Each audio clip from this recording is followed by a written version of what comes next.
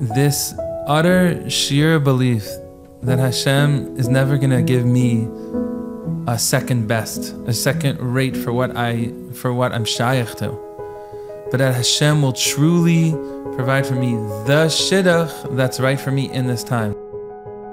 As someone that had 2 broken engagements, I'm curious to hear how you got up after the first one, and then, wow, how you got up after the second. Yeah. I had this inner belief in myself that it's part of my story, and this is building me, it's not breaking me. Chanalee, when you heard that Shlomo had a broken engagement and he was suggested to you, what was your instinctive process?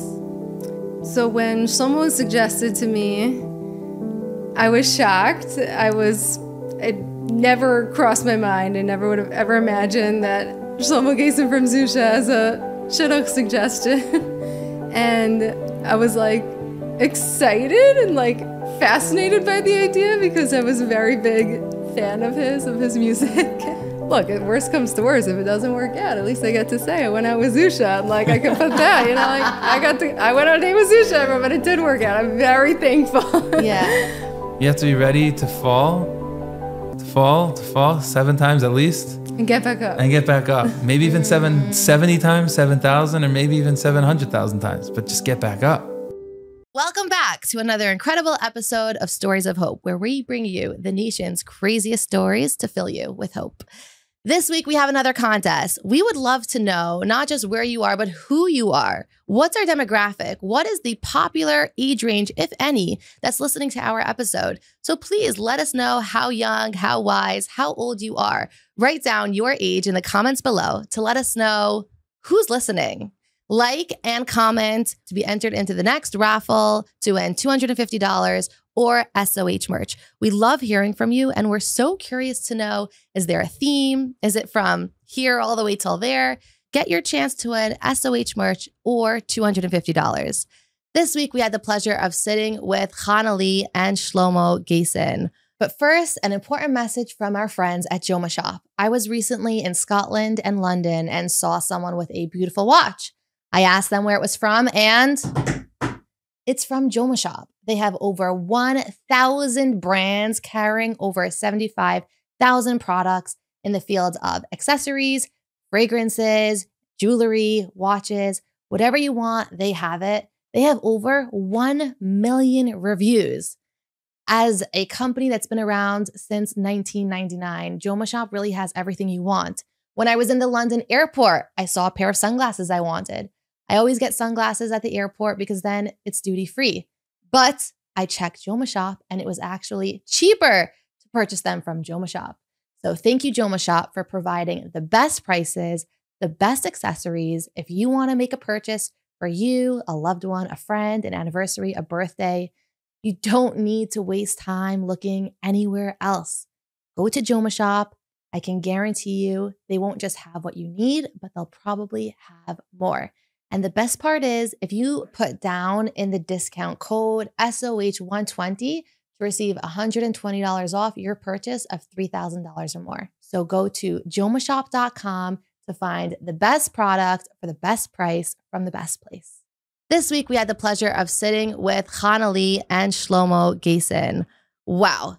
If you want to be inspired, if you want to be uplifted, if you want to be intrigued and captivated by this holy couple that has an incredible story, then you're in the right place. This episode is going to leave you laughing, crying, and incredibly moved.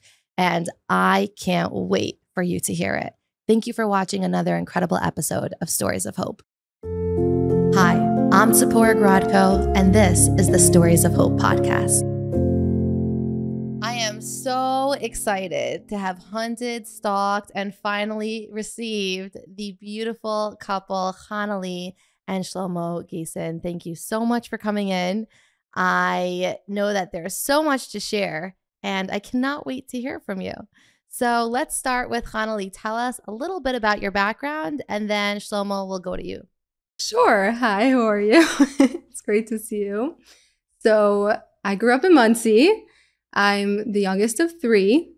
and was raised here, grew up straddling both worlds, yeshivish, modern Orthodox. My parents got divorced when I was 9. My dad got remarried pretty soon after. I have lots of step siblings and half siblings. It's a big, happy family, Baruch Hashem. I went to Berea High School and Tzipora Seminary, which is leaning more modern Orthodox hashkafa, and then Stern College for 2.5 years. And I have a bachelor's, master's in Jewish education. And yeah, I'm a teacher now. Beautiful. And how old were you when you married Shlomo? I was 21. Beautiful. And Shlomo, how old were you when you married Chanalee? I was 28. Okay, beautiful. 7-year age gap. Yeah. We're going to get to that soon too.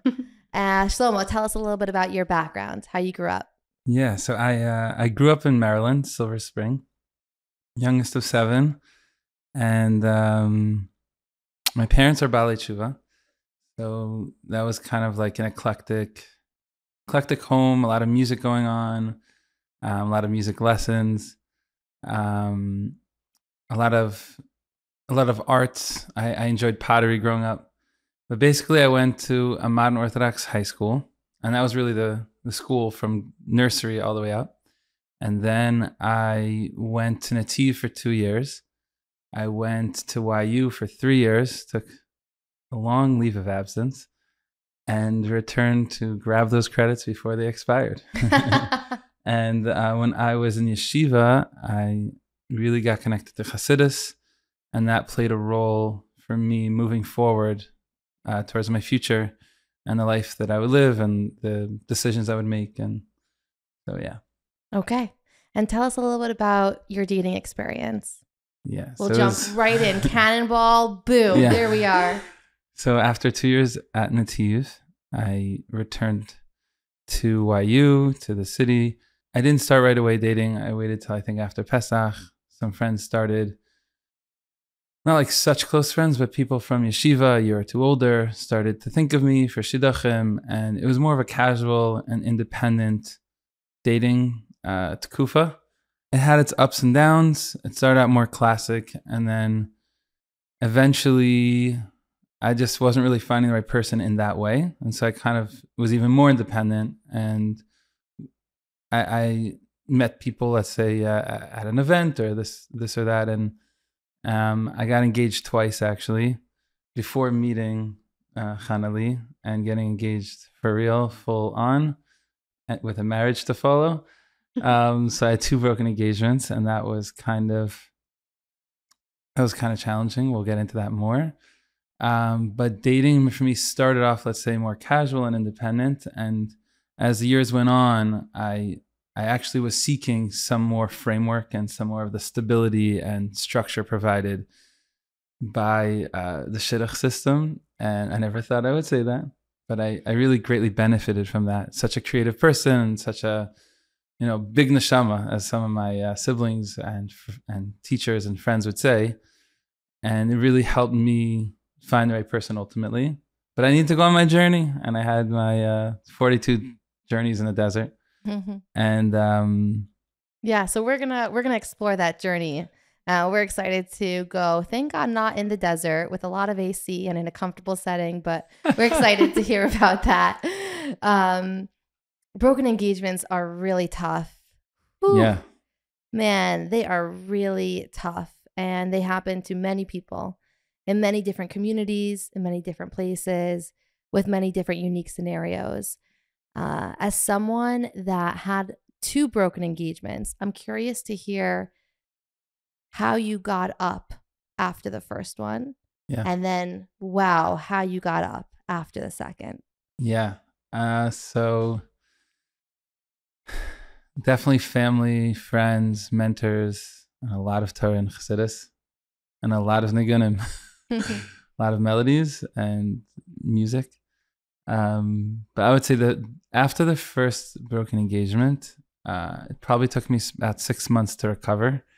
I felt, ready to go again and ready to be hopeful about everything. I had a lot of working through what were the setbacks, how did this happen, how did I land in such a situation where I thought it was a one, but it wasn't.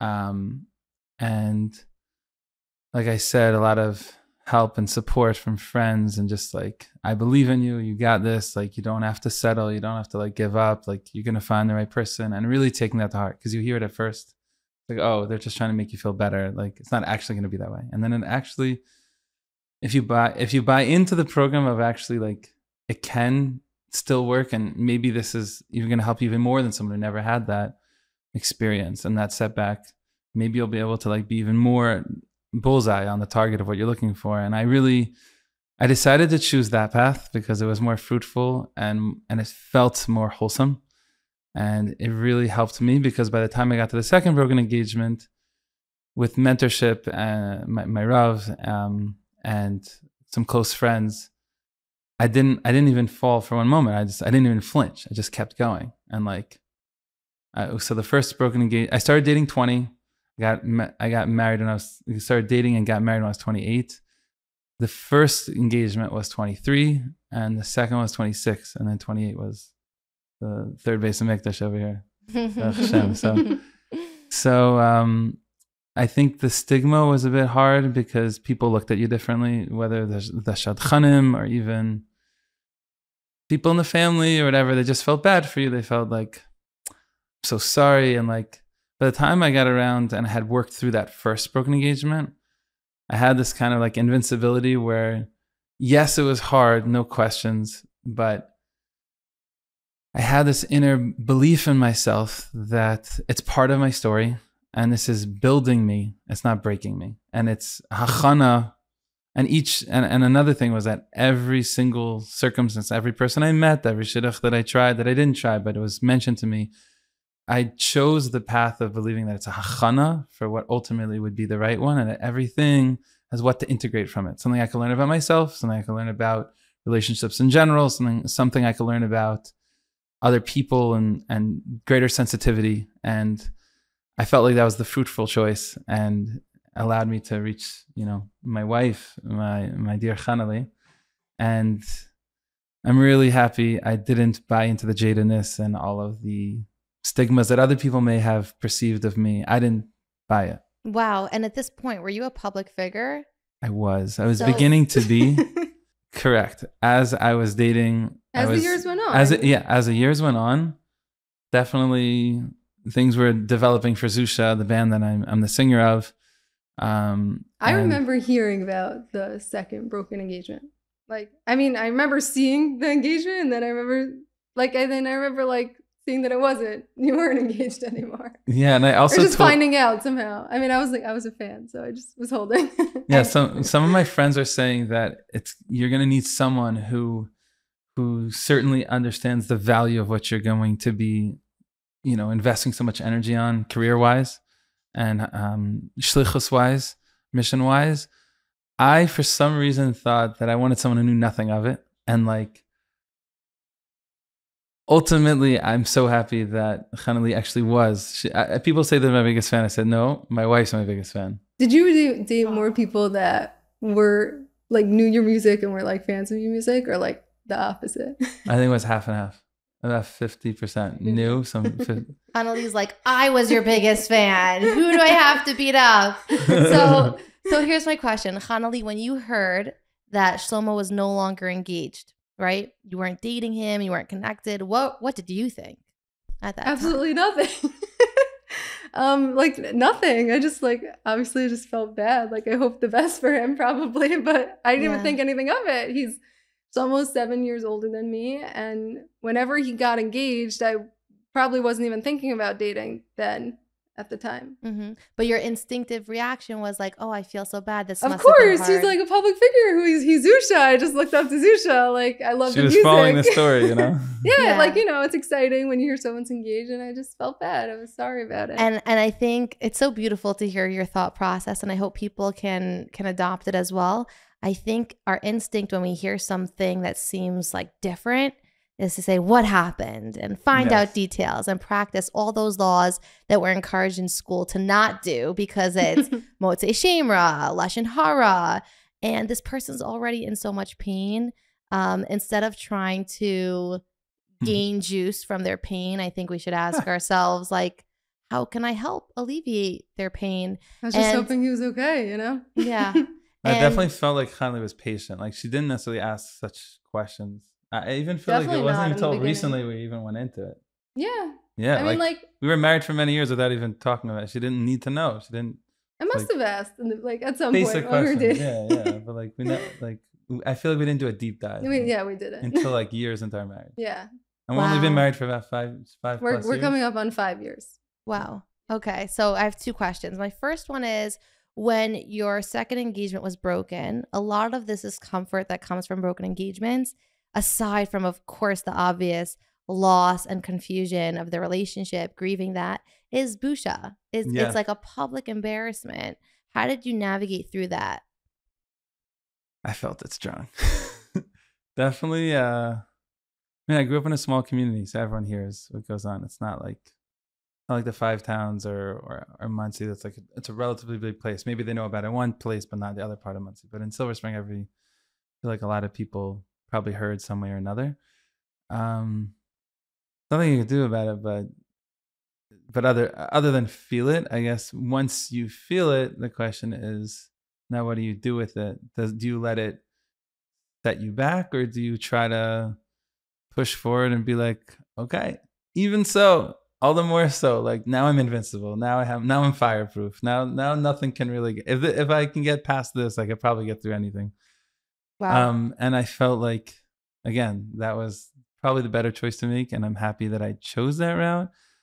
I certainly feel like, as I was earlier on in finding my independence, coming from a pretty basic, classic career path neighborhood of Silver Spring, and becoming a musician, which every single person who ever heard anything about what I was planning to do was like, I don't think that's a good idea. Maybe how are you gonna make money? How are you gonna make money? Family included, friend. Yeah. So then it was definitely I was earlier on in that independence and cultivating my path, trailblazing this path that I did take. Certainly getting into Hasidus and taking that on as part of my lifestyle was certainly a rarity in the community I grew up in. And so there's a lot of, I'm going out on a limb here and I'm going out on a limb there. And then when you add it all together, then when something like that strikes you, you feel extra shame, more than the usual shame, because of the public figureness and also because of the, choosing a taboo career in that community. So again, I think first time around that it happened, I think I just probably needed time just to truly feel it and not want to see people and try to go to Shir and go right back to the apartment and just not see many people. Not many people knew what was going on in that particular circle. I wasn't so close with YU people. I was more close with my friends in the village at NYU and the like. And I think over the years, I learned to not be shameful. I was proud to have this path and to take the risk of going into music. I felt no shame in that. And as the years went on, by the time I was 26 in the second engagement, I certainly felt more confidence and competence, and I didn't necessarily weigh the opinion of others as much, and therefore I had my own little security system, that an impermeable wall where it's you can think what you want and that's okay. But I know what is true, and I know that I'm on a path, and I know that if this happened, I believe deeply in Hashgacha Pratis. Like the Baal Shem Tov says, even a leaf falling, is b'hashgacha pratis, because maybe it's covering this worm or this rock or whatever it may be. And I really started to believe that more and more. And by the time I was up to the second broken engagement, I was fortified with that belief in hashgacha pratis, even in dating. Meaning, some people have hashgacha pratis religiously, about things that aren't matters of the heart. But when it comes to matters of the heart, then they're upset and the world crashes and they buy into everything. But thank God it got to the point where it infiltrated me in a good way, that even to the matters of the heart, such as dating and relationships, I felt like this must be hashgacha pratis. How or why, I'm not ready to know. Maybe there'll be a time where I know, maybe I'll never know. Yeah. but I'm going to use it as a stepping stone to the next relationship and to be ready and more stable and more well-rounded, more thought out, more whatever it may be. And that definitely, I'm proud of that choice. Yeah. It sounds like you really took the challenge and said, I'm choosing to grow. Correct. Sounds like you had amazing support that helped you get to that mindset. Yeah. What I feel like you may have said it, but what would your message be to someone listening who had a broken engagement? Maybe they had two, and they feel so afraid and they feel so much shame. What might you tell them?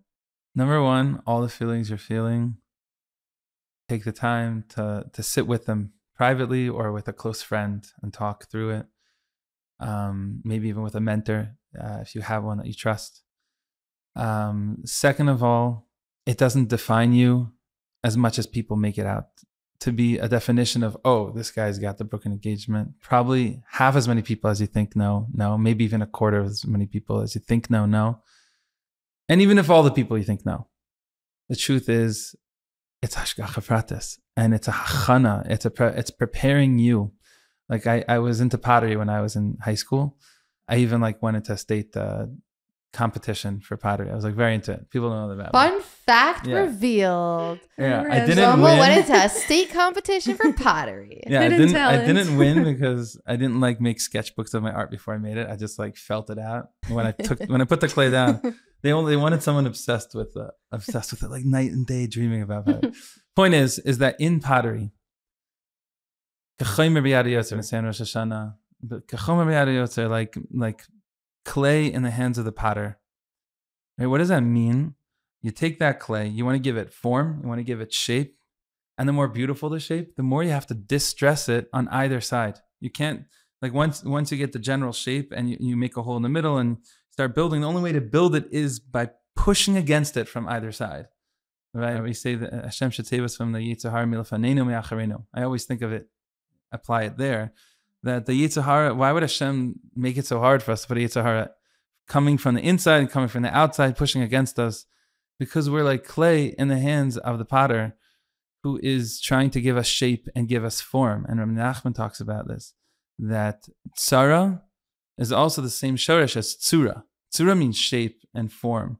Whoa. And tzara is hardship. That all of our hardships are not just to play games with us, to make it hard for us, to pain us. Chas v'shalom. It's to bring out a new form that we didn't know, to articulate a new dimension, a new curvature, a protrusion, whatever it may be, convex, concave. But the purpose is to build us. And any hardship we go through, the Ramchal says that we're either experiencing things that are providing new light for us, or where the experiences we're going through, generally the hardships, are providing new form for us and developing our kli, and developing our vessel. So I feel like my advice to someone who dealt with this is to try to see it as Hashem is the potter and you are the clay, and whatever's going on here is to give new shape and new depth and a new space, and to develop your space within, and your space and the space you're able to cultivate for someone else as well. The space in your heart that everyone we meet, we learn something from, hopefully, and it's not by chance that you met that person. There's even a story of the Divrei Chaim of Tzan. One of my rebbeim told me that for every shidduch that was read, he gave shidduch geld, as if that was the final one, but it wasn't. I don't know if someone asked him, or this is just what they say about his intention. The intentionality there was that he truly believed that everyone he met along the way was not by chance. It wasn't like, oh, this person said it, and I don't even know why I went on the date. It didn't even make sense. It's like there's a spark of that person, or a spark of intelligence about relationships that you needed to integrate, and there's no other way you would have integrated had you not met that individual with that complexity, or that excitement, or that or that awkwardness, whatever it may have been that you found, or that wisdom. Maybe they talked about something relationship-wise. You're like, oh, that's a great point. And then you walk away, you never meet the person again, but now you have something. So I would say, try to strip away the narrative of the names and try to figure out what data can I learn about myself and about relationships in general that I can now integrate and carry and be more well-rounded and more ready for the right person. Then now I'm like, I've learned so much. Like if I dated however many people, like let's say a person dated 5 people, 10 people, these are 5 deep lessons that I can walk away with, and were classes on preparatory lessons and how to truly be with the right person. Well, thank you for giving us one. Yeah. Whoa. That was a free course. You're all welcome. You can Zell Shlomo at. No. Wow, that was so profound and such a mind shift. If I exercise that attitude of giving guilt to all the suggestions, I'd be broke.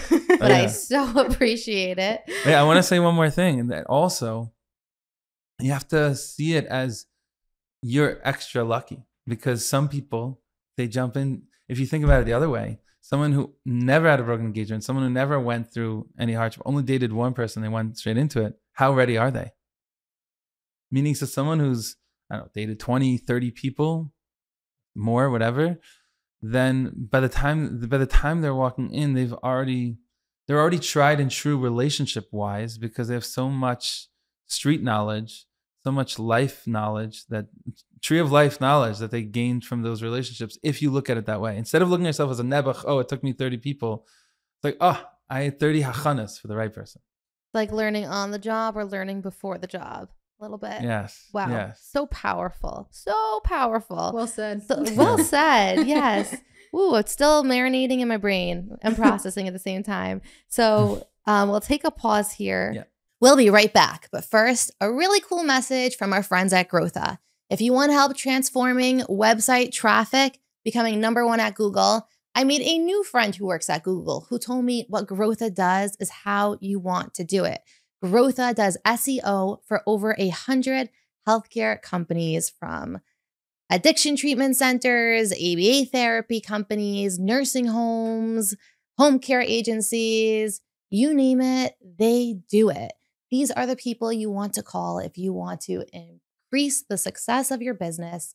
It's really just a matter of statistical, technical work.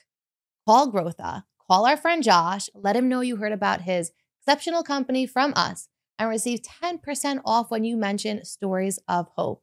You no longer need to spend so much time trying to gain traction in these healthcare industries. All you need to do is schedule a call with Growtha, and they will tell you how you can increase your success with a 10% off discount once you mention Stories of Hope to our friend Josh. So again, if you have a nursing home, assisted living facilities, addiction treatment center, ABA therapy, this is the place you want to go to. Call Growtha, find them in the show notes below, growtha.com, and mention Stories of Hope for 10% off to our friend Josh. We'll be right back to our episode, but first, you have to check out Pizza Biza, making fresh hot pizzas on the spot by their professional chefs, indoor or outdoor in their pizza ovens, meat or dairy, plus full catering around the tri-state area and Florida. Specializing in events with several hundred people with no lines. You heard right.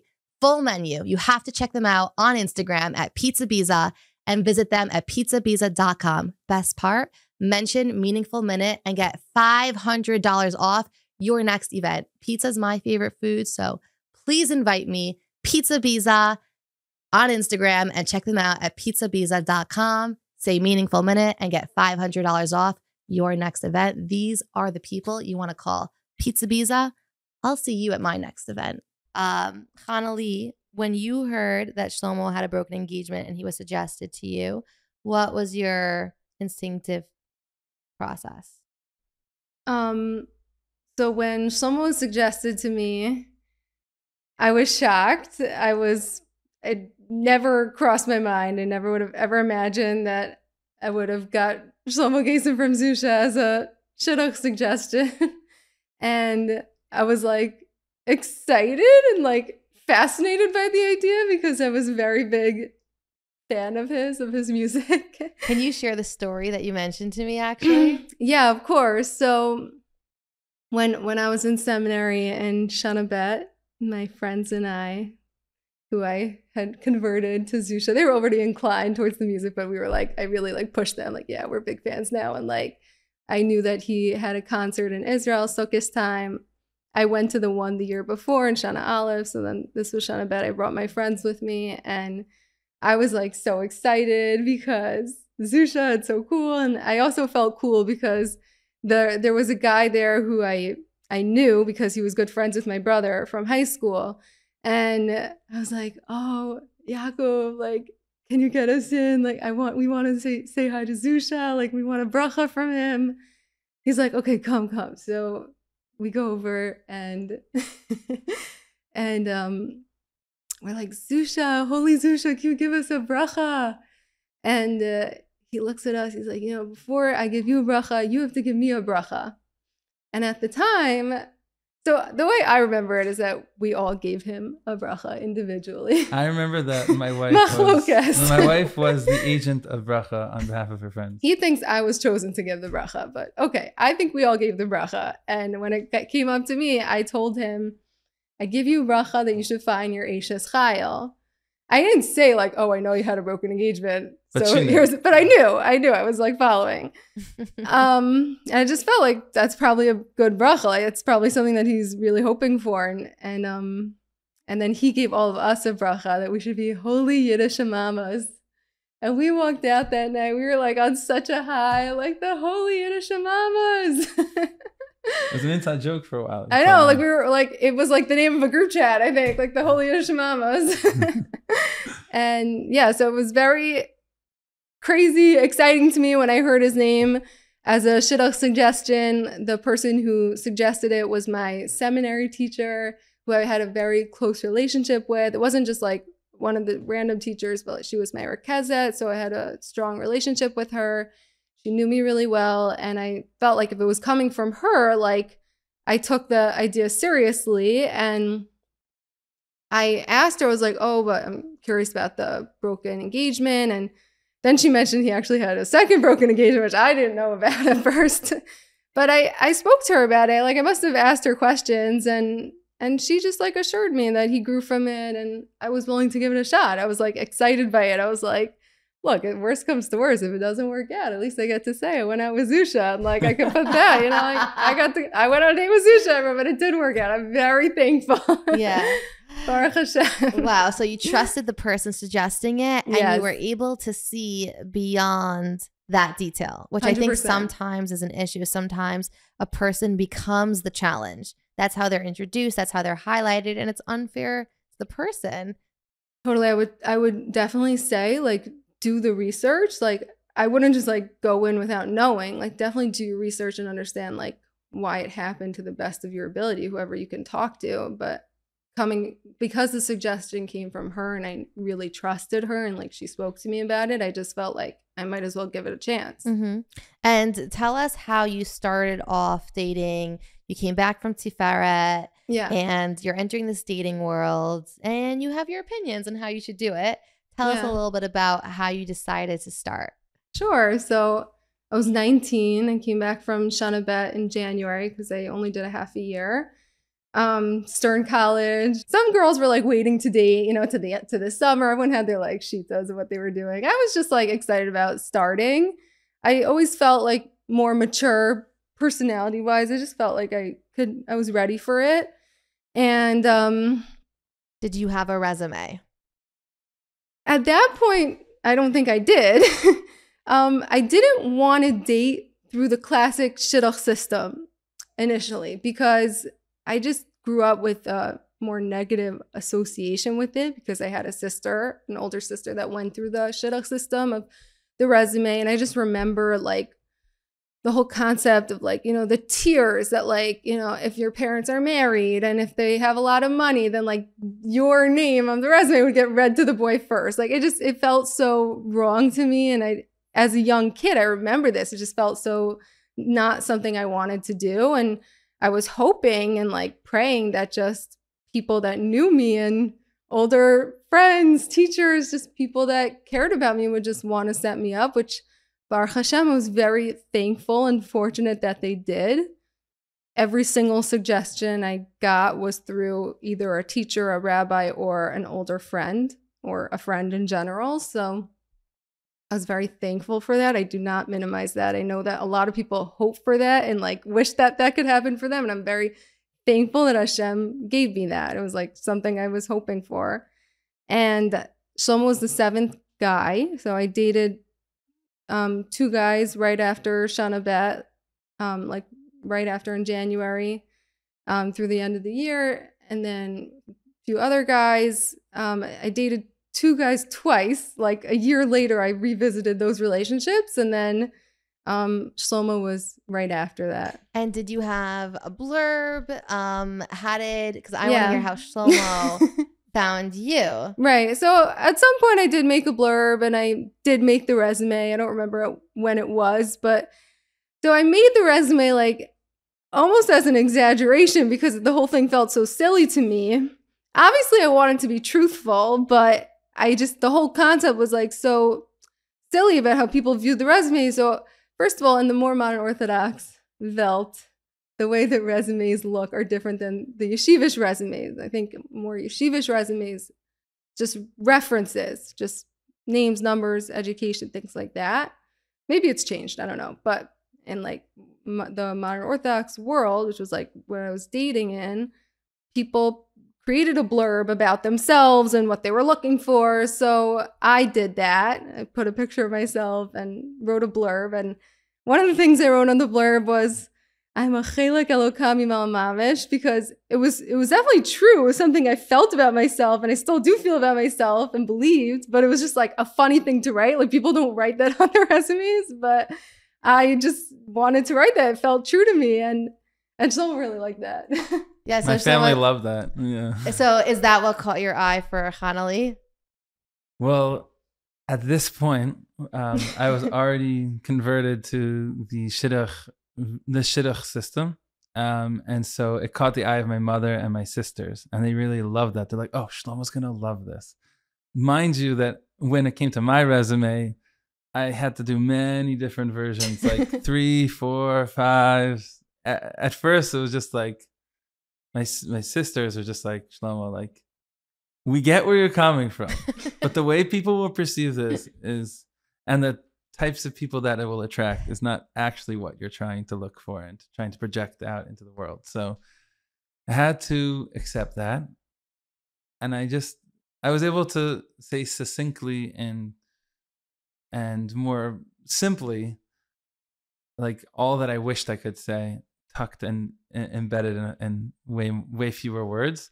So when I saw someone just like say something so beautiful, like, and it wasn't edited out by their family or whoever was involved, which I don't think you had in family. I just made it myself. Well, I just like made my own resume. She did her shit by herself. She did her calls by herself. I took care of everything myself. My parents were never really involved, ever. So we loved that, and they loved that for me. Did all the research. I just took care of everything. I was like, okay, clearly she's holding in Hasidic to some degree because she wouldn't know that term. So that was like a dead giveaway that like this is worth investigating. Which I was, because I didn't know about the world of Hasidus in high school. No, I don't think anybody knew about that in high school, but things have changed. Okay, I heard about it. You're lucky. In 9th grade, my brothers introduced me. You're lucky that you knew about it. I don't know. I think it was very taboo. And it's ironic because it sounds like on your end, it was almost like a joke. Like you thought like, oh, what does this matter? I'm not using this to help me find someone. And it was actually exactly what led you to Chanalee. And meanwhile, I needed to see it. Right. Chanalee was like, I don't like the shidduch system. And you said that once you appreciated the shidduch system, that's what helped you find Chanalee. So it's really interesting to see how the differences really complemented the ultimate result. Yeah. Totally. Like, at first I didn't want to, I felt so out of the box. I felt like, how can I now start dating through a box? So at first, the way I was dating with friends' ideas and suggestions, you might call it shidduch dating, but for me, it was more just casual and informal, and it still exerted quite a bit of independence. When I really switched, and I felt like this isn't working outside of the shidduch system for me, and I'm not meeting the right kinds of people, or I'm meeting people who feels right for me, but when I think about it deep into the relationship, it wasn't working. I decided something needs to budge. And so I asked my mentor, my Rav, right after the second broken engagement, I said, okay, Rabbi, like, I got to do something differently because I'm not looking for strike number 3. I'm not looking for another one of these kinds of situations. albeit it's hashgacha pratis, whatever. But what could I possibly do that could prevent me having to go through this again and just like expedite the process and streamline it? That I know this is gonna sound funny, and might not be what you would have thought I would say, but I actually think you should try using the shidduch system.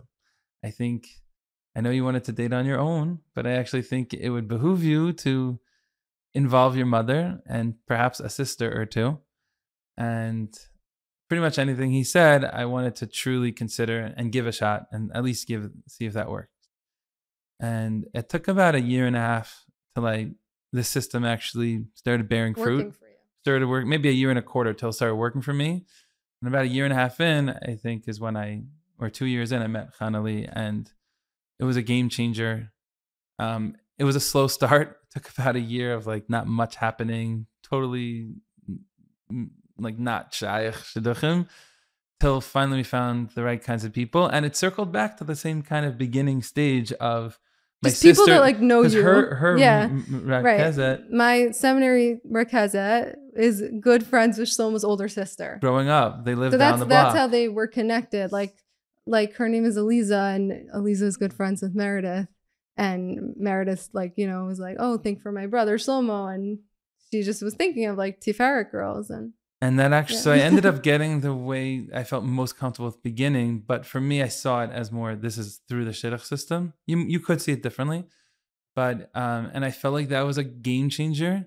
I know it's shocking, and I know it might not be so usual to kind of start not in it and then to go into it.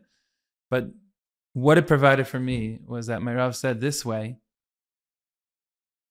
up until now, you found people and you kind of followed your heart, and it felt really special. And Baruch Hashem, you're a creative person. You meet tons of people, so you could socialize with so many different people, and you could hold a conversation. And if they're really interesting, you might really think that there's something here.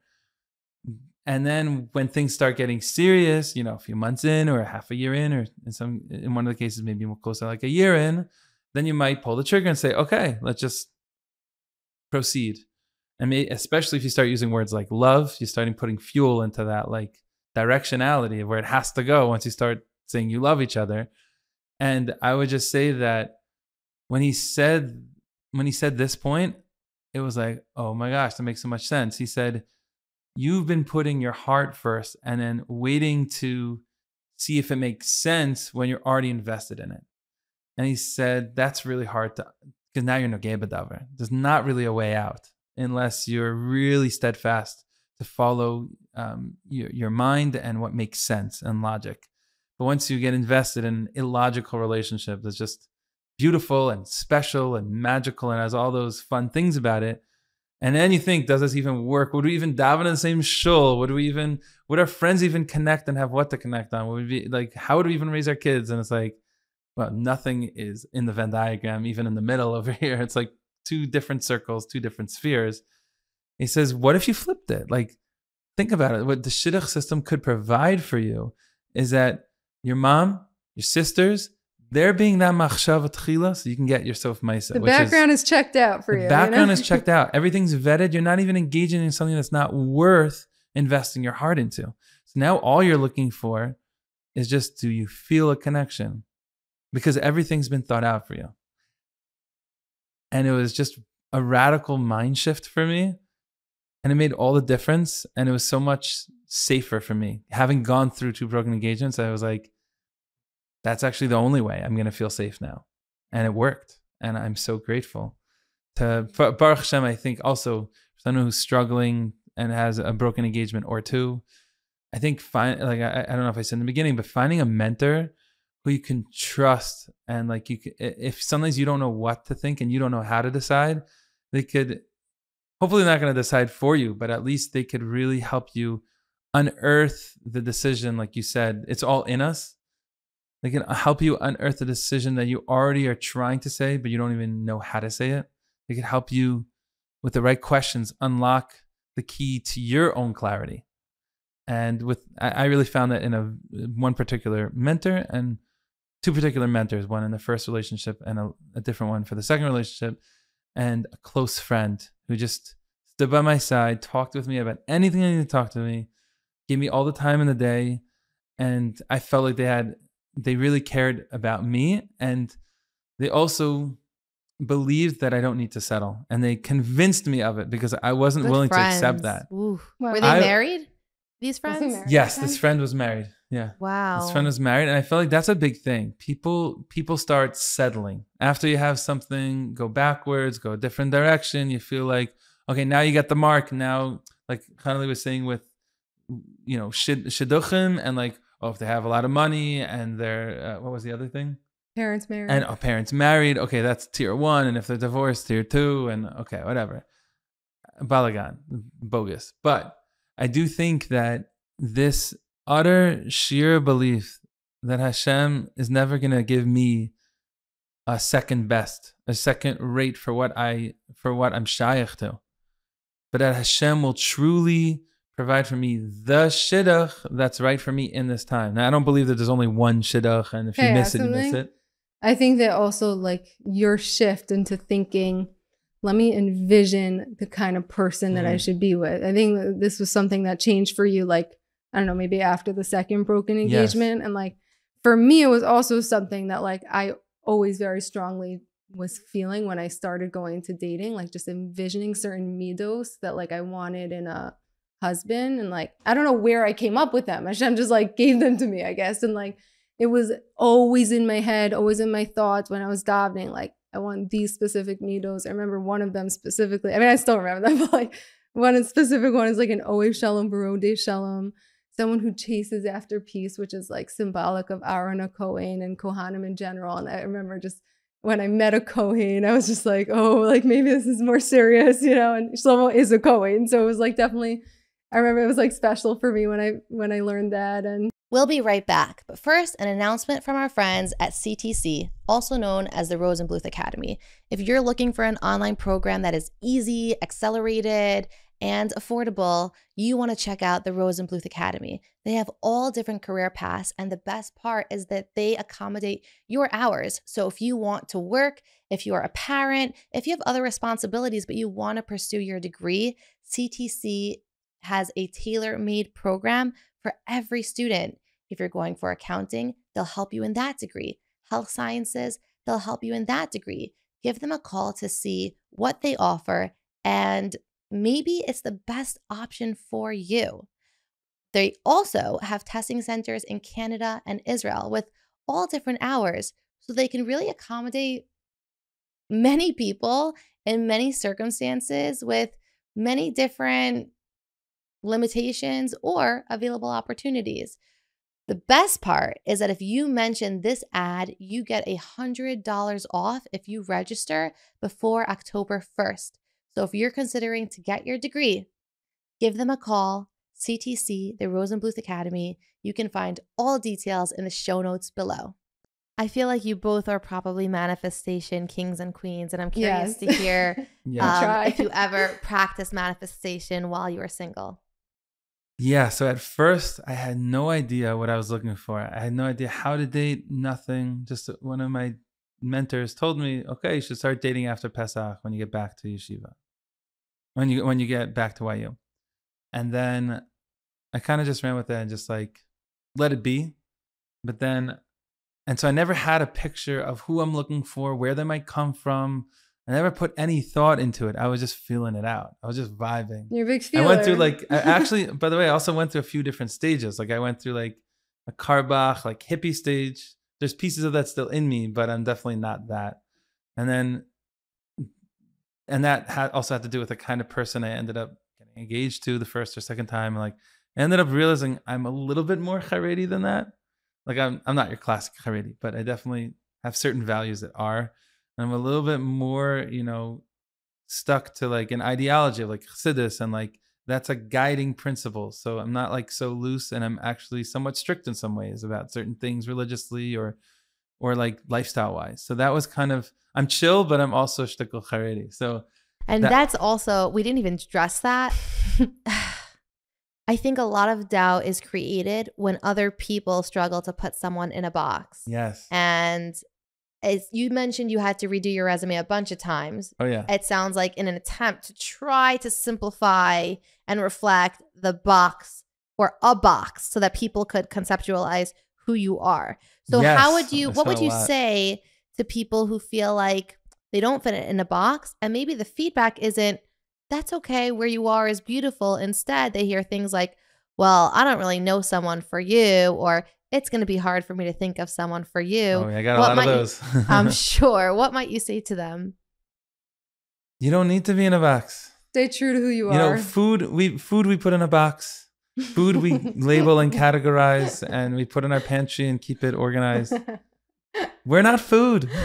Why are we labeling We're ourselves? Yidden. That's the truth. You don't put like Yidden. Like, I think we both feel this way. Like, people ask you don't us what Sharpie we are. We're people. just Jewish, You don't Sharpie people. Say, okay, you're a grain and you're like you're candy. You know. Yeah.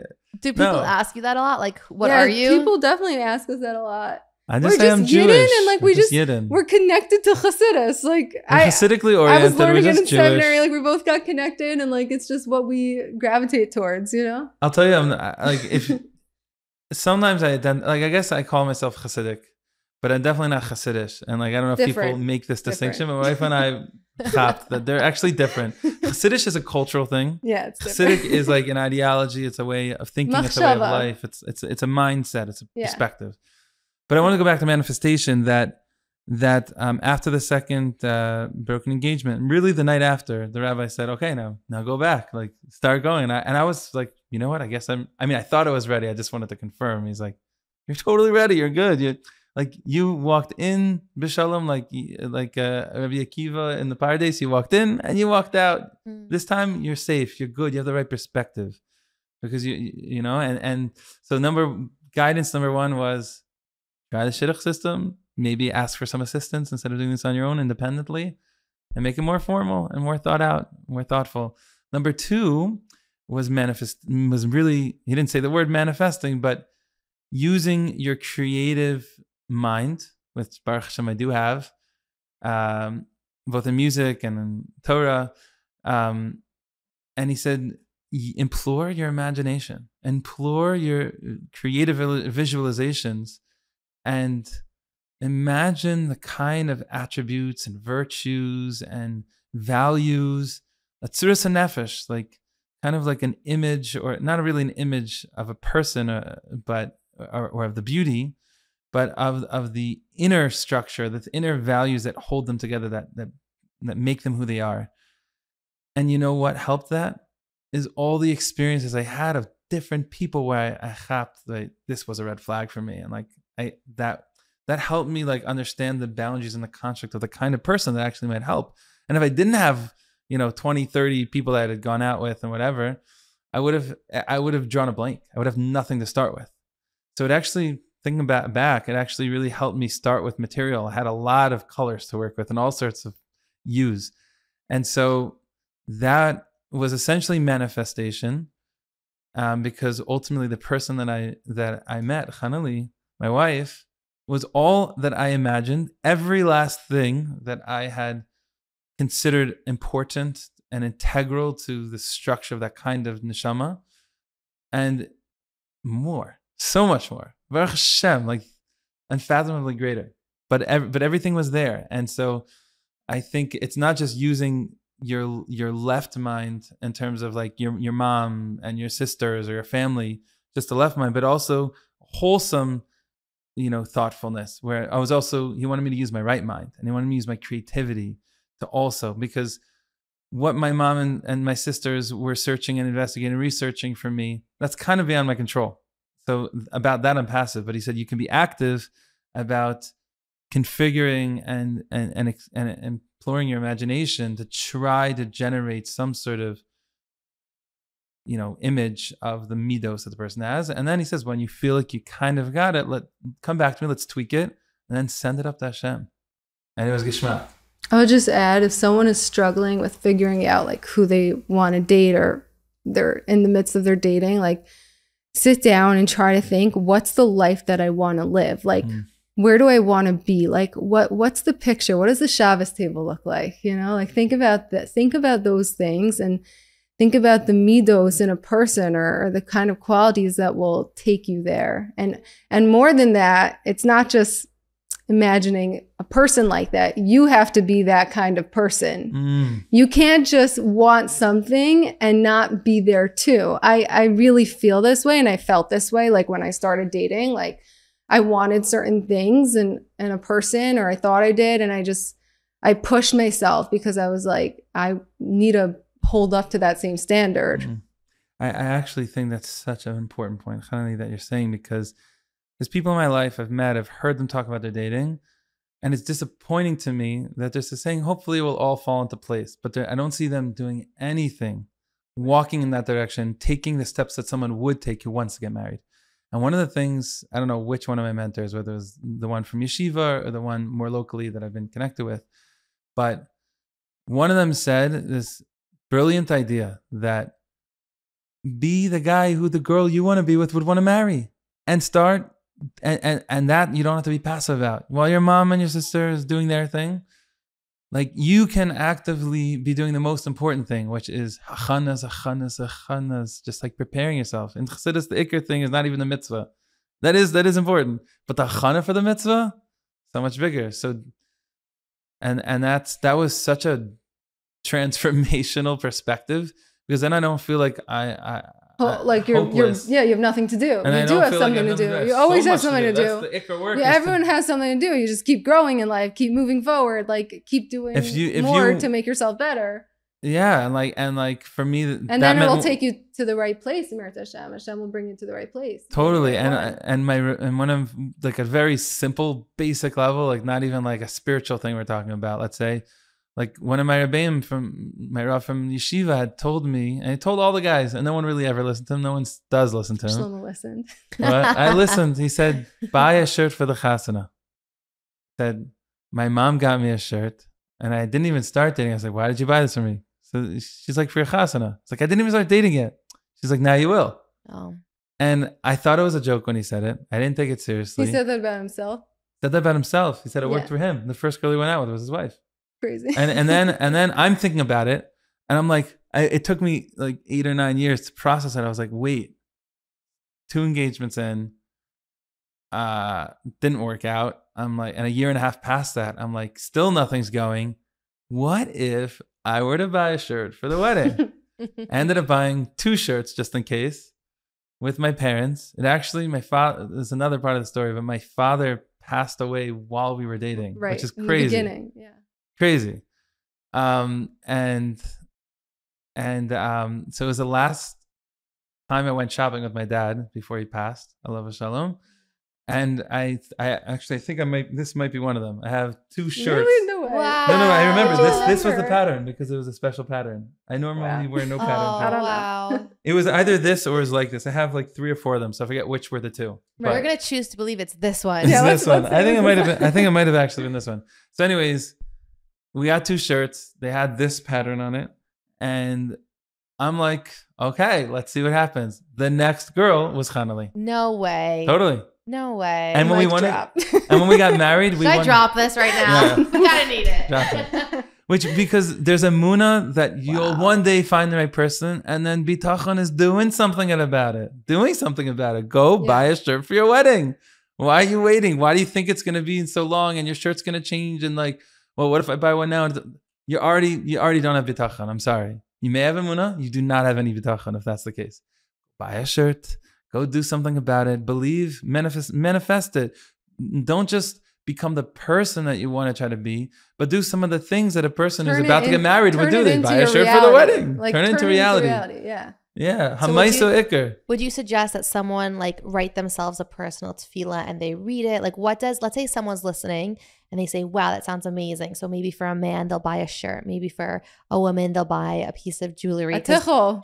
A tichel. Buy yourself a tichel, you know? No, something you're going to wear at the wedding itself. Oh. I personally think for a girl it should be shoes, but I don't know. Oh, shoes are affordable. Jewelry. I like that. Okay. Yeah, anything. But everyone says what? But the season might change. There might be different shoes. So none of them are trying to say it. It'll be the easiest challenge to find. You can buy 2. One for dancing, one for... Tell us, practically speaking, right? Yeah. Practically speaking, what does manifesting look like? I so appreciate you saying this, because I think that when someone's been dating for a long time, very, very sadly, instead of being told to dream big, they're told to actually start to dream simple. They're told, listen, you're going to have to settle and you're going to have to ask for less and just focus on what really matters. And then the whole process becomes so sad and depressing because you almost feel like what you want isn't even out there. And it's a shame that everyone's lack of ability to have emunah and bitachon makes you believe that you have to settle for something less. Because essentially, sounds a little bit in a healthy scenario, that's what's happening. So practically speaking, what does manifesting look like for you, for how you to practice it? Chanalee, you tell us, what you think practically it may look like. This is what I always did, and I still do to this day. It's worked for me, and I teach this to people too, because I think it's a powerful tool in tefillah. The sticky note method. Okay, you take a sticky note, you write it down, like you do a check-in with yourself, like once a year, once every few months, when something big happens and you make a change. Like, what do you want? What do you really want right now? Hashem is your father, but Hashem is your friend, Rabbi Nachman says. You should talk to Hashem all the time, not just in tefillah. You can always talk to Hashem, but just sometimes we say talk to Hashem and our words get lost because there's so much to say and then you don't know what to say. But if you write down, you take the time to write down what you want in life, whether it's for your shidduch or for just other things too, and then I have a strong belief that the power of repeating it over and over and over again, in your tefillos or just saying it every day, Hashem, I'm reading this is something I really believe in, then I feel like Hashem listens. I've seen it in my life. I can't speak for other people, but it's a powerful tool of just repeating the same thing over and over again. I know you have to be tricky, with shidduchim, because you don't want to say Hashem, I want to marry this person, or you don't know who your shidduch is going to be, but you want to marry the right person. You can just say, I want to marry the right person. I think the right person for me would be someone with these qualities, and just repeat that every day, Shacharis, Mincha, Marav, whatever you daven, or whenever you talk to Hashem, look back at the sticky note, just read it, repeat it to yourself. Edit it. When you go on when a things date change, and you see right? something you learned, plug it into the tefillah. Develop the tefillah, develop that kind of prayer that you're davening for your shidduch. Now you have more to articulate. Now you have more of a tzura of what you're actually looking for. To me, that's what manifesting means, in my life. That's what I try to do, connecting it to Hashem. Beautiful. So writing it out, repeating it, and using it as a form of tefillah between you and Hashem. Yeah. So powerful. Thank you for sharing. What I'm going to say might not sound like it's practical, but it actually is. The Baal Shem Tov says, "V'makom shemachshavta shel adam, sham hu adam kulo." Where a person's mind is where they actually are. So I think you have to make it your space. You have to make it your Dalet Amos. How do you make it your 4 cubits, your periphery, and in the space that you're living in? You have to be thinking about it. You have to spend time every day, a moment to 2, if it's in Shema Kolenu, which is a beautiful time to think about it, or if it's in right before Asa Shalom, after the second Yihyu L'Ratzon. It's a great spot. There's actually a segula for shidduchim and for the final part of the shidduch, which is children, to say the kapitel, I forget what number it is, but Shir L'Mala Yisasayinai L'Harim, from the Ramami Pana, I'm a Kubal, Italian Makubal. And I say it for my friends and for people and families, people that I care about. So number one, like my wife said, daven for it in your Shemona Esrei. And even outside of Shemona Esrei, don't limit it to Shemona Esrei. Any moment you're feeling anxiety, you're feeling just fear, talk to Hashem. You're feeling hopeless, turn that hopelessness into a new point of connection, a new opportunity to fill that void with the great light of hope. Kaveh Hashem, not just once. Kaveh chazak v'yamitz libecha, strengthen your heart because it hasn't happened yet, and then Kaveh Hashem. Meaning, like we're saying in Elul is Anila Dodi v'Dodi li. I am for my beloved, and my beloved is for me. There's a time where we're trying to connect to the meta beloved, which is God, and God to us. And how do we end that kapitel Tehillim that we're saying twice a day, some people 3 times a day? We end it with Kaveh Hashem, Chazak V'Tzebecha v'Kaveh Hashem. To find your shidduch, to find Hashem as what you're searching for. Not everyone arrives at that. But the only way you're going to get there is to hope that you'll get there, And even when you have setbacks, chazak v'yametz libecha, you have to be mechazik yourself. Don't just rely on others. Find what's mechazik you. If it's the music, if it's taking walks, if it's the gym, if it's, reading, if it's comics, if it's drawing, whatever it is, take care of your ani so you could be ladodi. Take care of yourself. That's great, yeah. Take care of who you are and the things that will allow you to be the most prepared person to be ready that you're in a good mood when you're actually on that date with the right person. You won't be soiled with all of your depressive thoughts and hopelessness. Because you're doing things which give you stability, which provide you with hope, which makes you feel like you're headed towards something. Like working out is a great thing because you have a goal, a mini goal, or a diet thing, or building a skill, learning how to produce tracks. I'm not so good at that, but my friends are.